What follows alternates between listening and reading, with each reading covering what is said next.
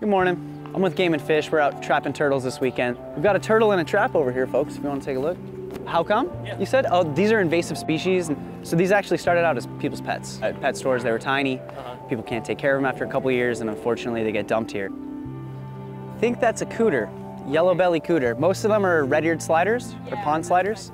We're catching any and all we can this weekend. They're all non-native. Yeah. So the concern is that if we leave breeding females in here, the numbers, they keep growing, and then they could get into other waterways, Tempe Town Lake, Salt River, and then they could outcompete the native species. Yeah. So last year we took out 200 in 3 days, just out of this little tiny pond. Yeah.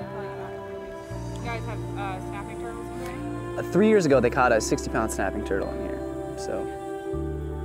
We are in officially Papago Park Pond number 4. It's owned by the city of Phoenix, but it is what we conveniently call the moat, and it separates the Phoenix Zoo parking lot from the Phoenix Zoo. Today we're conducting our 9th turtle trapping at the Phoenix Zoo in an effort to remove non-native turtles from these waterways, to keep them from breeding and then moving out to other waterways, and also to provide outreach to a large group of the public. These guys are actually omnivores. That's why they're so successful. They're not very picky. They'll eat pretty much anything. And they can breed out here more than once a year, which our native species don't. So they eat all the food and they reproduce quicker. People bring turtles to this pond in particular because when you walk over the bridge into the zoo, you see nothing but turtles. And to the untrained eye, even to the trained eye, these turtles appear happy and healthy.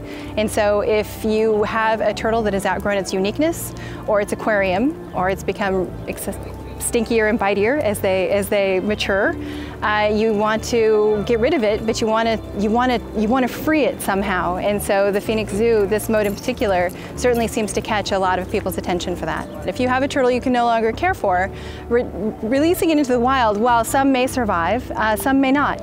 And so releasing a turtle here, it may not be able to find the food or even the shelter that it needs to survive. And so what we suggest people do is contact the rescue group. We have a rescue group in Phoenix who's willing to take on any unwanted reptiles, and then they can find an appropriate home for it.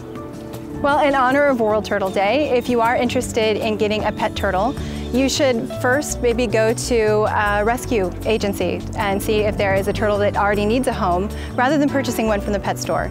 Because purchasing them from the pet store can lead to more depletion of turtles from the wild, and also more that get released unnecessarily into ponds like the one here. If you go to the turtle pages, which is the azgfd.gov/turtle, we have a link to the Phoenix Herpetological Society on our pages. So on those pages you can learn how to care for captive native desert tortoises, and you can also learn what to do with turtles that you are no longer interested in.